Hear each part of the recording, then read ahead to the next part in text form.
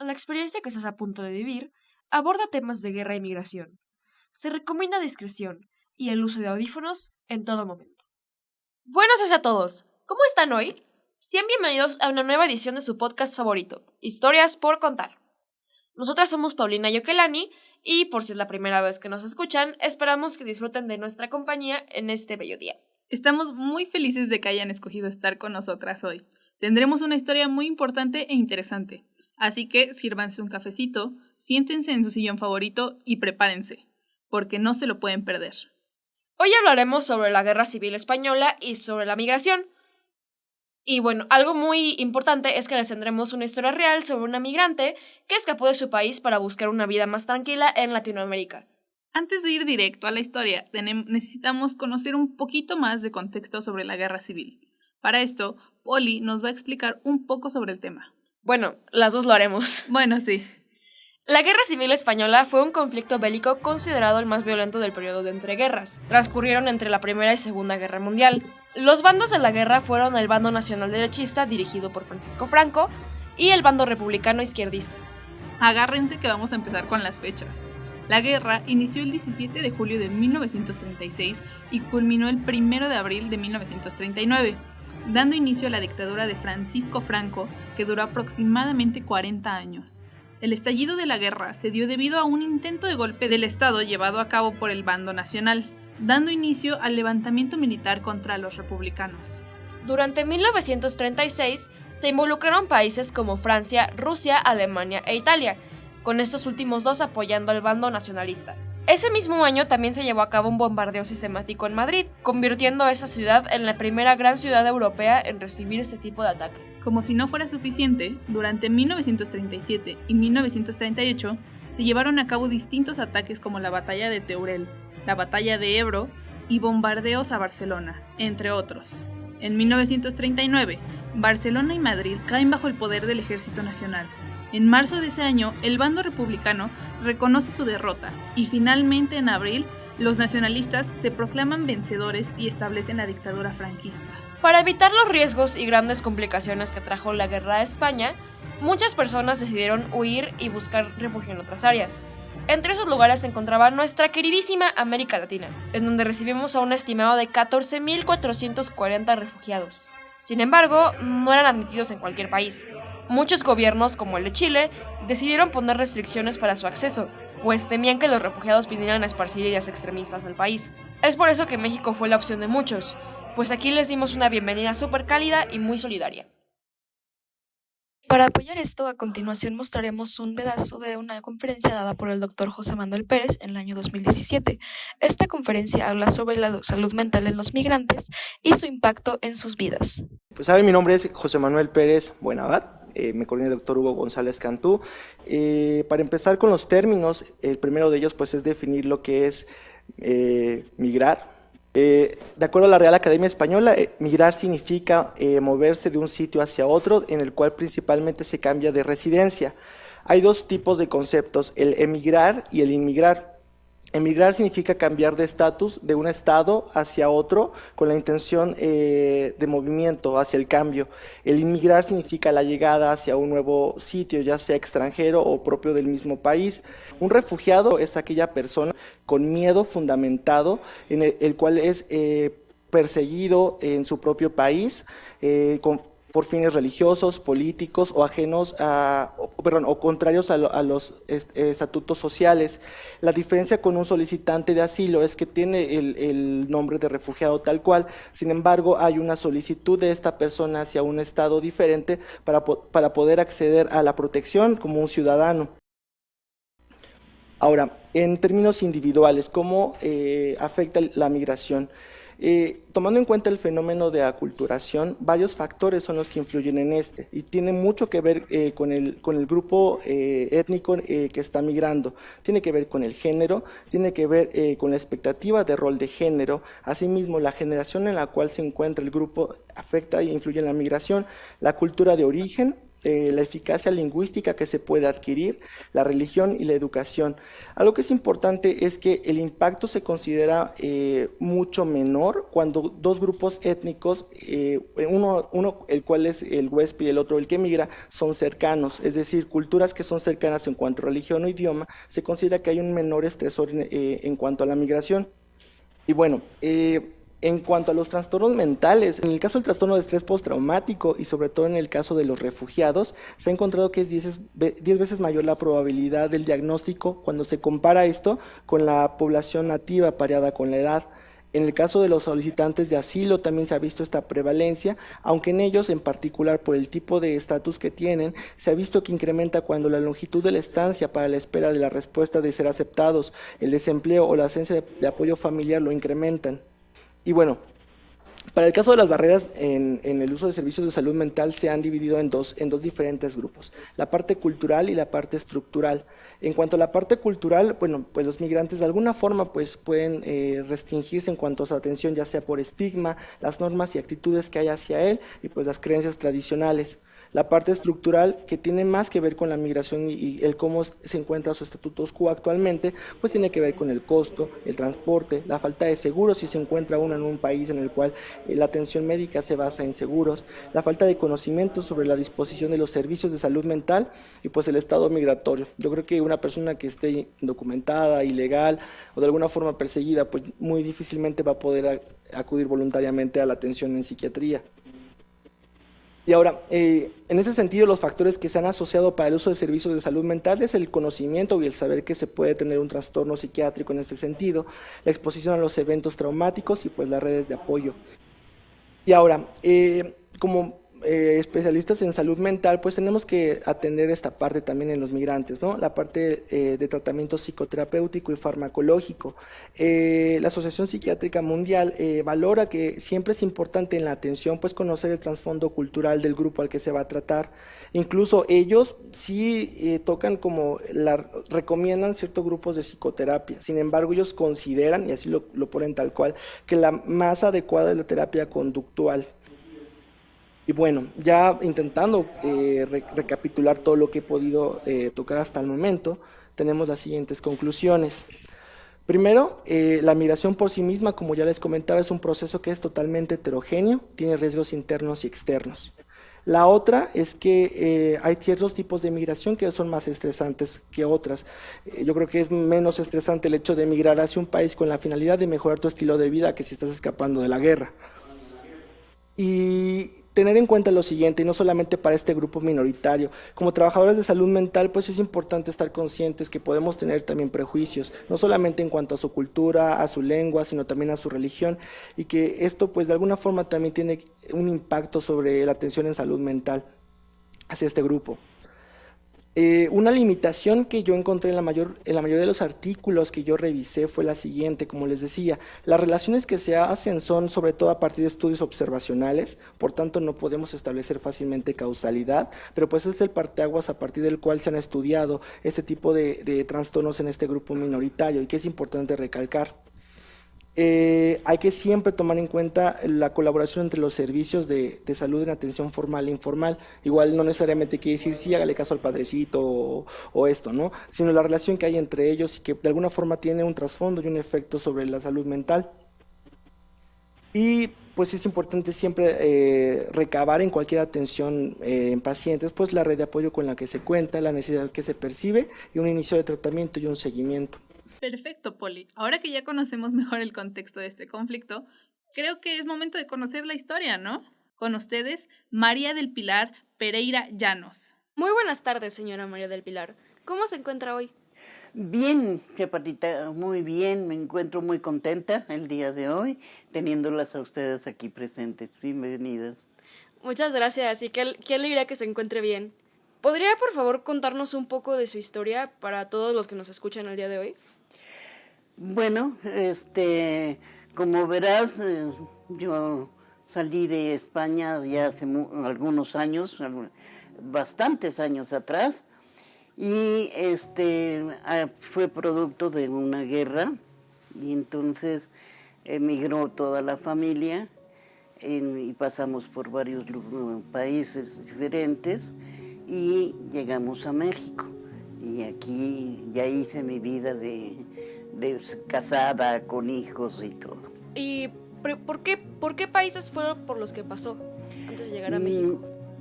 Pasamos primero a Francia, después de un tiempo de vivir ahí, pasamos a Guatemala, que fue el país que nos dio acogida en ese momento, y después de unos años volvimos a tener un problema de guerra en Guatemala y emigramos para México. ¿De qué manera esta experiencia dio forma a su vida y qué impacto tuvo sobre usted? Como comprenderás, yo salí muy chiquita, muy niña, y lógicamente vas donde te llevan tus papás. La vida fue difícil porque fue muy limitada, tanto en espacio de habitar toda una familia de 8 miembros, o un poquito más, ya no me acuerdo cuántos, pero el vivir en un espacio muy reducido de 2, 3 cuartitos, y de un país en donde el idioma no lo entiendes para nada.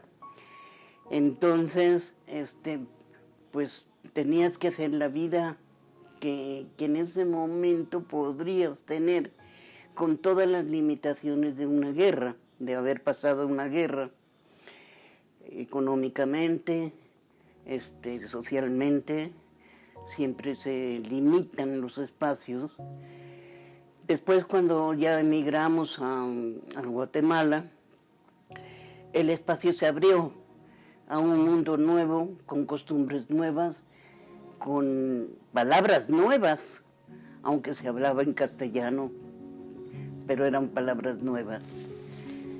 Entonces empiezas a tener una vida y empiezas a tener tus relaciones. Y vuelve a haber un problema que te vuelve a poner entredicho tu estabilidad. Y ahora ya con otra edad, en donde te permite valorar lo que tienes, lo que se ha perdido y buscar qué será el futuro. ¿Qué edad tenía usted cuando llegó a México y cómo fue que el país la recibió? A México yo llegué con 14 años, ya era un adolescente. Como comprenderás, dejas muchos amigos, dejas muchas ilusiones y te enfrentas ahora sí a lo que es una guerra, que tú eres partícipe porque lo estás viviendo en ese momento. Bombardeos, metralletas, policías, todo lo que te conlleva una guerra y trastoca toda tu vida, porque las ilusiones de un adolescente se rompen y ya no vuelven a ser igual. Ya todas esas maravillas de la adolescencia se rompen y hay que enfrentarse a un nuevo idioma, gracias hija, a un nuevo idioma, aunque es español, pero es otra vez diferente, con una estabilidad mucho más firme del país. Entonces empiezas a trastocarte un poco. Sí, muchas gracias por compartirnoslo. ¿Cómo se sintió recibida al llegar a México y a Guatemala? Bueno, a Guatemala, como te digo, llegué muy niña. Llegué de 6 años, 7 años. Entonces, pues todo era novedad, todo era bonito, todo era agradable, entre comillas, ¿no? Los que sufrían eran los adultos, que tenían que sacar adelante toda una familia compuesta de un abuelo, una abuela, una tía, 2 hermanos, papá y mamá, más los que vinieron después, los hermanos que vinieron después. Entonces, Fue, podríamos decir que en ese momento para mí fue agradable, porque era todo novedad, tuve cosas muy satisfactorias en la escuela.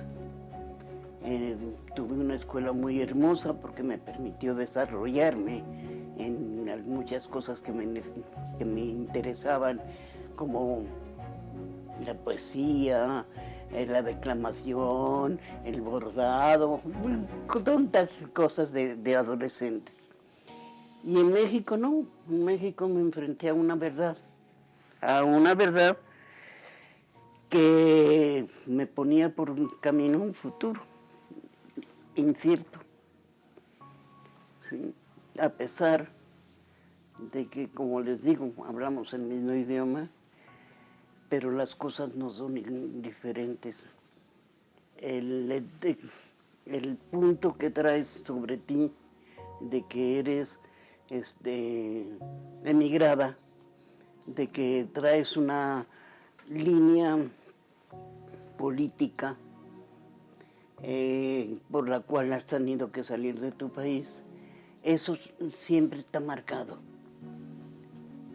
Y todas las personas con las que eso les dejas una espina, ¿quién será esta persona? ¿Sí?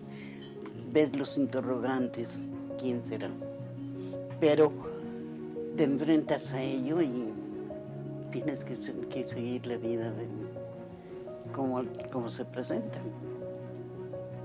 ¿Y alguna vez regresó usted a España? Sí, he regresado y la primera vez que regresé, me enfrenté a una realidad que no conocía, que medio sabía de ella, y fue una familia que había quedado allá, ¿sí? Entonces, con su forma de pensar diferente a la idea que ellos se hacen del que está en América y de nosotros los que estamos aquí añorando el regresar a esas raíces. Usted nos comenta que, bueno, tuvo ahí como cuestiones con el idioma, a pesar de que es el mismo idioma. Sí, mira, tienes que aprender que por lo pronto, te voy a dar un ejemplo muy sencillo. Perdón, señor, ¿dónde está tal cosa, tal calle? 3 cuadras para allá. Para mí la cuadra en aquel entonces era donde estaban los caballos. No era cuadra, ¿sí? Sino era un camino, una acera, un espacio, pero no era la cuadra. Otra cosa es que de repente te tiembla la tierra y empieza la tierra a temblar. ¿Qué es esto? Y te dicen, es un terremoto. ¿Y eso de qué es? ¿Con qué se come? ¿Sí? Entonces son palabras muy sencillas, pero que sí te sacan de balance. ¿Qué consejo le daría usted a una persona que se pudiera encontrar en una situación de migración por problemas políticos hoy en día? Mira, que trate de adaptarse lo más que pueda al país y que acepte el momento en que está viviendo. ¿Por qué te digo que acepte el momento que está viviendo? Por lo general, el emigrante sale buscando nueva vida, un lugar de estabilidad, pero su pensamiento queda atrás. Su país sigue siendo el que dejó. En mucho o en poca medida, esto sucede a todos los niveles. ¿Qué quiero decir con todos los niveles? No importa la condición social, política, religiosa que tú manejes. El pensar que voy a regresar a mi país siempre estará presente en el pensamiento del emigrante. Pero esto a veces limita el poder adaptarse plenamente a un país. Por eso, ¿qué le puedo aconsejar? Que acepte su situación, que la viva en el momento y que no esté tratando de regresar a lo que a lo mejor es imposible. Ejemplo, mi padre siempre dijo, regresaré a España, y no lo hizo. Este proceso de, justo que usted nos platica, que el tener el pensamiento de que en algún momento vas a regresar evita que te adaptes plenamente a un país, ¿cómo fue para usted? Mira, todo fue muy tranquilo hasta que regresé al país y encontré a la familia. En ese momento se me volvieron a revolver todo, yo lo digo, todos los genes, ¿sí? Se revolvieron. ¿Por qué? Porque te das cuenta de que lo que tú has forjado, lo que tú has hecho, siempre tiene una parte, una contraparte. Y esa contraparte no está aquí, está lejos.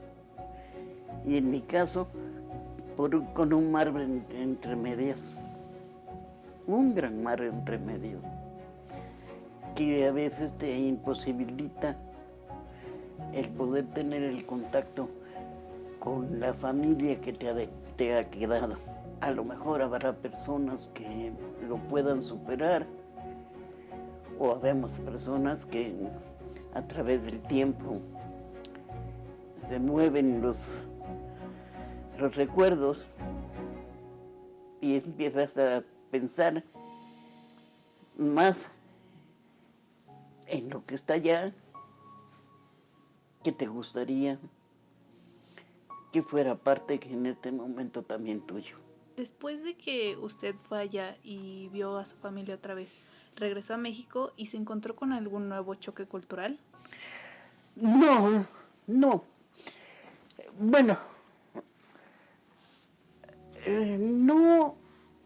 no y sí. El choque cultural es que encuentras cosas que tú, como dentro de un núcleo familiar, has vivido.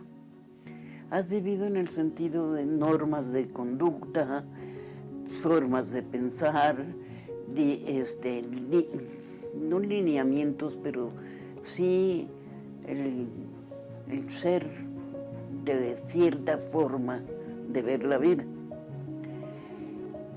Y te encuentras con que hiciste tu vida con dos mundos, ¿sí? Es más, en mi caso, me casé con un mexicano, entonces son dos mundos. Y empiezas a decir, bueno, esto me gustaría seguir viviéndolo, ¿no? ¿Por qué? Porque era como la parte de mi familia. Mi padre es muy rígido, un padre gay muy rígido, con sus normas, sus formas de pensar y eso. Y la otra contraparte, que si salen las cosas bien, qué bueno, si no salen, pues también están bien. Sí, somos más conformistas.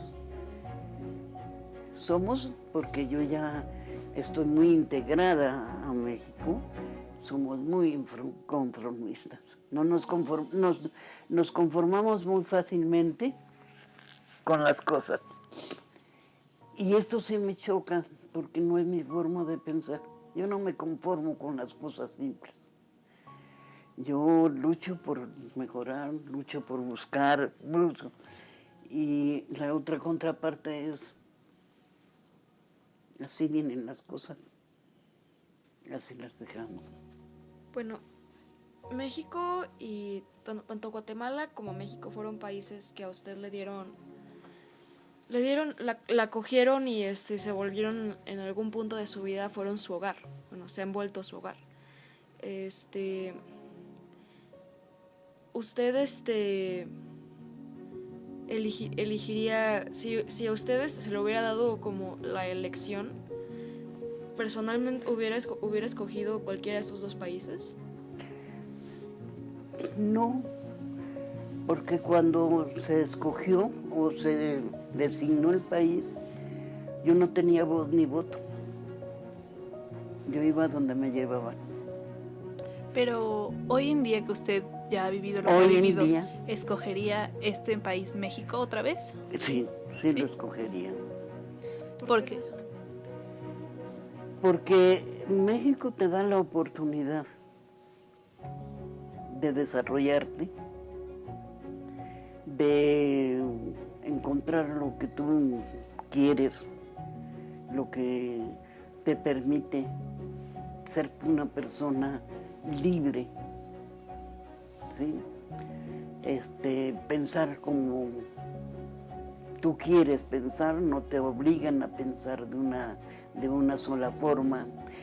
Entonces, tiene sus asegúnes, ¿sí?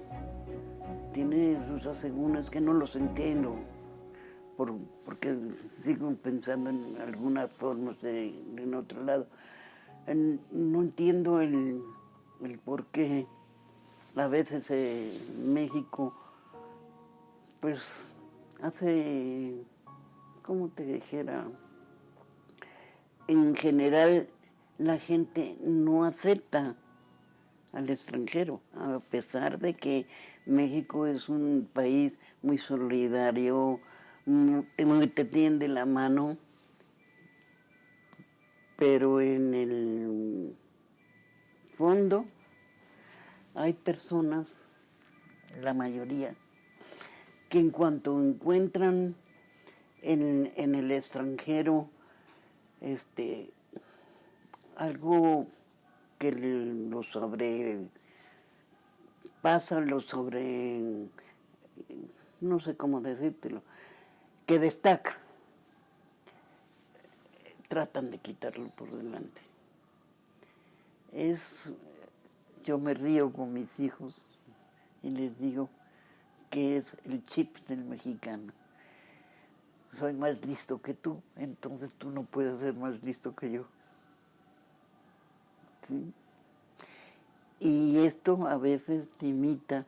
Bueno, le agradecemos mucho por su tiempo y por haber estado aquí con nosotras, por haber accedido a esta entrevista. Me dio gusto poder platicar con ustedes y ojalá hayan, pues, se hayan forjado una idea positiva y bonita de los que emigramos. Gracias por compartirnos su gracias. historia. Gracias a ustedes. Eso ha sido todo por el episodio de hoy. Muchas gracias por acompañarnos y recuerden que aún hay más historias por contar.